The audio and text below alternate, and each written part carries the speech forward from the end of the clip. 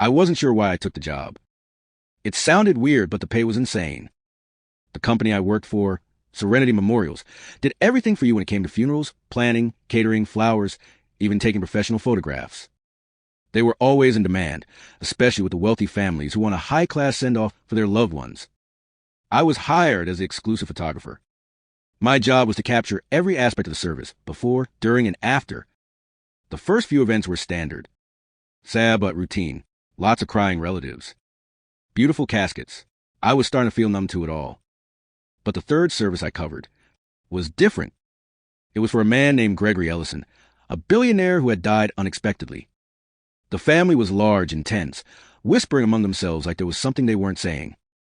The casket was unusually ornate, golden trim, intricate patterns, almost too much for a man like him, I thought.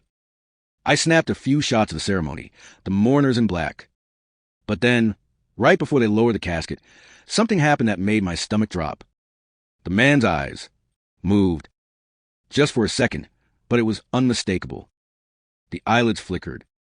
I thought I was losing my mind, but I had a front row seat. I wasn't the only one who noticed. Several of the family members looked at each other nervously. Then, during the eulogy, I saw something even more bizarre. Gregory Ellison's hand twitched. I couldn't look away. I had to know if I was imagining this. When the service ended, the family left, but I stayed behind to pack up my equipment. I was the last one in the room.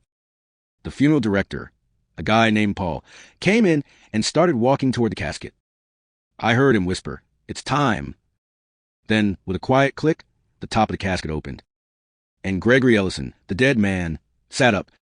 Slowly, his eyes locked onto mine. He didn't speak, but I could feel his stare. Before I could say a word, the funeral director, Paul, turned to me and said, "Get out of here, now." I didn't need any more encouragement. I grabbed my stuff and bolted. I've never gone back to that company. I still don't understand what happened, but I'm sure as hell not taking photos of any more services.